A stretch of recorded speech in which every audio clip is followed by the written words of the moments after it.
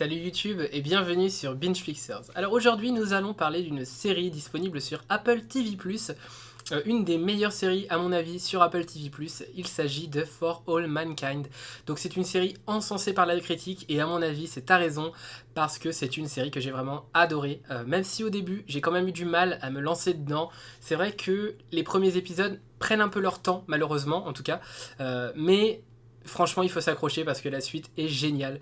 C'est une série qui, à tout moment, mêle un petit peu l'excitation qu'on peut avoir quant au voyage extraplanétaire, à la découverte de la Lune, la découverte de Mars. Voilà, ça mélange un petit peu tout ce côté onirique qu'on peut avoir quant à ça et beaucoup de moments très terre à terre, très réaliste, très touchant, très beau, enfin beau, pas toujours si beau que ça, mais en tout cas très touchant, déchirant même par moments, ça tisse merveilleusement bien des liens entre les personnages. Voilà, il y a beaucoup de personnages que j'ai adoré, notamment le personnage de Cobb, l'astronaute Cobb, je crois que c'est Maylee, non, c'est Molly, voilà, Molly Cobb, personnage que j'adore, certainement mon personnage favori de la série, qui a toujours la remarque pertinente, la remarque qui fait rire ou pas tout le temps, ou qui rend très énervé, mais elle a tout le temps ce sens de la répartie absolument passionnant. Voilà, moi c'est un personnage que j'adore, vraiment j'ai adoré Molly Cobb. Pareil, le personnage de Daniel Poole, c'est un personnage que j'ai adoré, donc qui est représenté je crois notamment dans la saison 3 ou la saison 2 peut-être, je sais plus exactement dans quelle saison c'était. Oui, parce que pour le moment il n'y a que 3 saisons, c'est vrai que je n'ai pas précisé, mais à l'heure où je vous parle en tout cas il n'y a que 3 saisons. Je crois que la saison 4 est prévue pour 2023, mais en tout cas moi j'ai regardé que les saisons 1, 2 et 3 pour le moment, qui sont vraiment de belles réussites, et voilà. Et donc du coup je disais donc le personnage de Daniel Poole, qui est vraiment un personnage que j'aime énormément, pareil qui se révèle beaucoup, je crois que c'est dans la saison 2 qu'elle se révèle beaucoup, ça va être la première femme noire qui va être envoyée dans l'espace. Alors c'est pas une série historique du tout, hein. Ça parle pas du tout de ce qui s'est vraiment passé. Au contraire, ça va au début parler de le conflit en fait. Enfin en fait, si ça parle quand même un petit peu de ce qui s'est passé. C'est-à-dire que c'est la guerre froide. On est au moment de la guerre froide avec les premières tentatives de vol extraplanétaire où on essaye d'aller sur la Lune tout simplement, et par la suite on essaye d'aller sur Mars. Voilà, donc c'est un petit peu ce côté où c'est les États-Unis contre la Russie tout simplement, plutôt l'Union soviétique. C'est vraiment ce combat-là entre ces deux forces, et en ça c'est quand même historique. Après, ça ne suit pas du tout ce qui s'est passé dans l'histoire. C'est-à-dire que déjà, alors je vais pas spoil, mais la façon dont se résout la guerre froide n'est pas exactement la façon dont elle se résout dans la réalité. Je vais pas aller plus loin pour pas spoil, parce que c'est quand même une intrigue hyper importante dans la première saison. Mais voilà, en fait c'est une guerre froide comme ça qui continue tout au long des épisodes, tout au long des saisons, mais d'une façon totalement différente de comme elle s'est passée dans la réalité. C'est vraiment différent à ce niveau-là. Mais voilà, on retrouve quand même ce fond réaliste, ce fond qui est propre à notre monde, à nous, le monde réel. Et voilà, donc c'est une sorte d'uchronie un petit peu où on redéfinit la vérité, on redéfinit un petit peu ce qui s'est passé, et c'est pas pour autant moins intéressant, c'est vraiment super prenant comme série. Voilà, comme j'ai dit, il y a des personnages que j'adore. Pareil, il y a des liens qui je trouve sont super bien décrits dans la série. C'est une série qui prend son temps, vraiment. C'est une série où l'intrigue est, je dirais pas qu'elle est lente parce qu'elle est quand même assez fournie, il y a quand même pas mal de choses à raconter, mais ça prend son temps de développer chaque personnage, de bien le faire, de bien tisser les liens entre chacun d'entre eux, et du coup ça rend la série vraiment hyper attachante. En tout cas les personnages sont hyper attachants, et donc évidemment on a envie de regarder cette série. J'adore les séries qui prennent leur temps comme ça à développer des personnages, à développer les liens entre eux. Voilà, c'est quelque chose qui je trouve est hyper bénéfique à la fois pour les créateurs de la série, parce que ça fait que les gens ont envie de regarder la suite, et puis en même temps c'est super positif pour ceux qui regardent, parce que c'est attachant, c'est à la fois doux et à la fois déchirant par moments. Ça suscite vraiment beaucoup d'émotions, et ça fait que du coup le spectateur adore la série. En tout cas moi c'est mon cas, j'ai vraiment adoré cette série. J'adore la relation que peuvent avoir aussi Hélène et Larry. C'est vraiment deux personnages.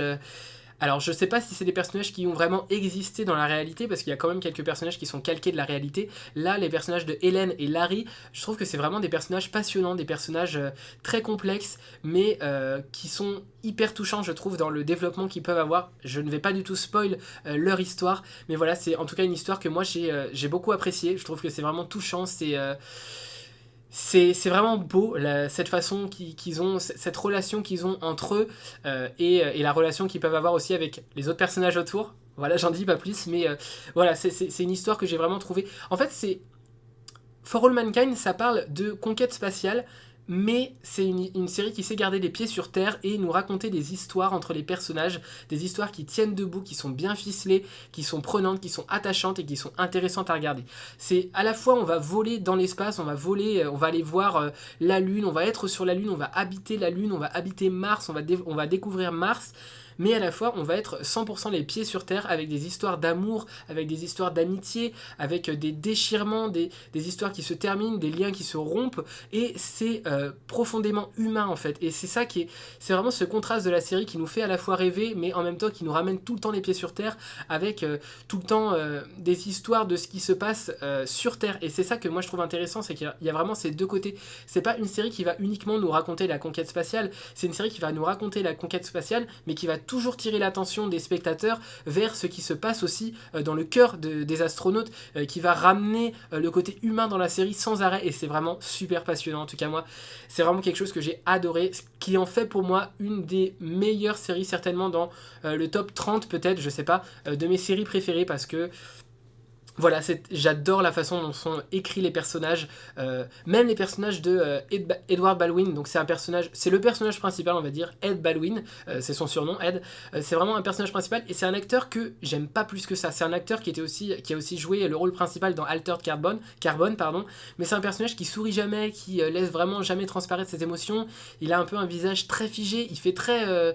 je sais pas s'il joue un rôle de super-héros, je regarde pas de films de super-héros, je regarde pas les films Marvel, mais je trouve qu'il a vraiment ce côté très personnage, enfin très acteur de films Marvel en tout cas. Je trouve qu'il a vraiment ce côté-là, son visage laisse penser ça en tout cas, donc je sais pas si c'est le cas, mais moi c'est un acteur pardon, que j'aime pas plus que ça dans les séries, et là pourtant j'ai quand même été touché par son personnage, parce que je trouve qu'il est bien écrit, il est vraiment très très bien écrit, et c'est le cas de beaucoup de personnages, hein, comme j'ai pu le dire, Molly Cobb ou Daniel Poole, c'est vraiment des personnages très bien écrits, même Gordo c'est un personnage très bien écrit, Tracy Stevens pareil, enfin je pourrais énumérer les personnages comme ça parce qu'ils sont tous vraiment bien écrits, je trouve vraiment... la série prend le temps de les développer, et même la relation entre donc Ed Baldwin et puis sa femme, je sais plus son nom, Karen Baldwin, sa femme. Voilà, même si leur relation, c'est pas celle qui me plaît le plus, bah, je l'ai quand même trouvée touchante, parce que on sent que c'est un vrai couple qui s'aime, qui sont profondément humains, et qui vont petit à petit se déchirer à travers des choses, à travers des épreuves qu'ils ont pu vivre, mais des épreuves vraiment déchirantes. On sent que au fur et à mesure de la série, l'un et l'autre ne se comprennent plus, qu'ils ne sont plus en adéquation, mais qui vont quand même essayer de maintenir leur mariage. Voilà, c'est vraiment très touchant. Et puis il y a ce côté de vie des astronautes qui est mis en avant, l'entraînement qu'ils peuvent avoir, toutes les difficultés qu'ils peuvent rencontrer, les risques auxquels ils font face lorsqu'ils sont dans l'exploration. Mais à la fois, il y a aussi le quotidien des femmes et des hommes, enfin disons des partenaires de ces astronautes. On est vraiment plongé dans leur quotidien, le sentiment de manque, la peur, parce qu'à tout moment il peut se passer quelque chose. Ils sont tous rivés comme ça sur leur poste de télévision, à savoir qu'est-ce qui s'est passé, est-ce que les atterrissages vont réussir, est-ce qu'ils vont rater, voilà, c'est vraiment très passionnant de suivre. C'est souvent quand même des femmes, même s'il y a quand même certaines femmes aussi qui sont représentées dans la série. Il y a notamment toute une intrigue autour du développement des femmes astronautes, de l'importance que peuvent avoir les femmes dans le rôle d'astronautes. Et voilà, il y a tout un développement comme ça, et on a tous leurs partenaires qui aussi, eux, se retrouvent entre eux et tissent des liens entre eux, parce qu'ils partagent les mêmes peurs, les mêmes craintes, ils partagent le même stress au quotidien et la même solitude aussi d'une certaine façon, parce qu'ils sont un peu livrés à eux-mêmes, c'est-à-dire qu'ils sont en couple avec quelqu'un qui est à des milliers de kilomètres d'eux, qui est plus loin que n'importe qui sur Terre, donc ils partagent un petit peu ces sentiments-là de solitude, et c'est très touchant la façon dont ils ont de se raconter leurs sentiments, de se raconter leurs ressentis des choses. Vraiment, moi je trouve que c'est très plaisant dans la série, c'est très, très attachant. Voilà, c'est des personnages très très forts psychologiquement, mais qui à certains moments ont leurs failles et qui craquent par moments, et c'est ça aussi qui est très touchant, parce que on construit comme ça des personnages où on met tout de suite le spectateur en relation avec ce personnage-là, en leur montrant ses faiblesses, leurs difficultés, tout ça, et par moments on les voit craquer, et ça nous fait du mal à nous aussi en tant que spectateurs, parce que on comprend ce qu'il... Enfin, je pense qu'on peut pas vraiment comprendre ce que peut ressentir une personne qui a son mari ou sa femme qui va aller sur Mars ou sur la Lune, et qui va atterrir et qui risque de mourir à tout moment. C'est difficile, je pense, de comprendre ce sentiment de solitude et en même temps de peur, de crainte. Mais voilà, on a cette proximité avec les personnages qui, je trouve, est vraiment, vraiment attachante. Enfin, je sais pas comment expliquer, mais c'est vraiment... Ça fait ressentir des émotions très fortes, je trouve, chez le spectateur. Et j'aime bien, voilà, cette ambivalence de la série, ces deux côtés de à la fois conquête spatiale et en même temps ce qui se passe sur Terre et la réalité sur Terre. Et c'est vraiment passionnant. Et à côté de tout ça, tout ce qui est... conquête spatiale, la difficulté du manque, la difficulté de l'atterrissage, la difficulté technique, les contraintes techniques qu'il peut y avoir.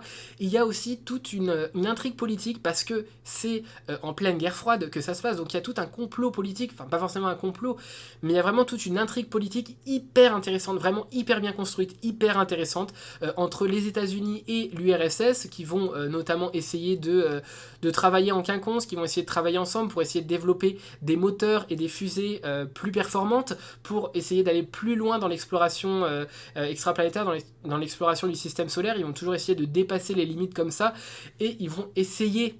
Je dis bien essayer, voilà, je vais pas spoil, mais ils vont essayer de travailler conjointement, mais c'est toujours très compliqué, parce que on ne sait pas à qui on peut faire confiance, on ne sait pas qui est-ce qui va aller répéter quoi que ce soit à quelqu'un d'autre, et puis il y a tout aussi un enjeu de contrôle de la Lune, c'est-à-dire vous êtes arrivé sur la Lune en premier. Oui, mais est-ce que ça veut dire que la Lune vous appartient ?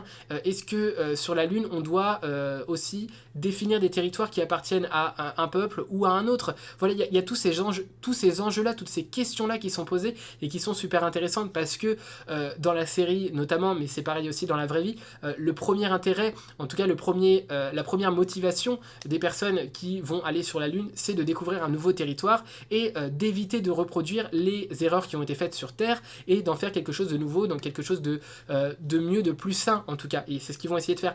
Et très vite ils vont se rendre compte que la nature humaine reprend le dessus sur eux, et c'est ça qui est intéressant dans la façon dont les crises vont essayer d'être gérées, les crises politiques notamment vont essayer d'être gérées. Il y a notamment le personnage de Margot Madison, je crois, qui est un personnage que j'aime beaucoup aussi, qui est un personnage politique, directrice de la NASA, et qui va essayer de toujours être en collaboration avec l'URSS, qui va essayer de...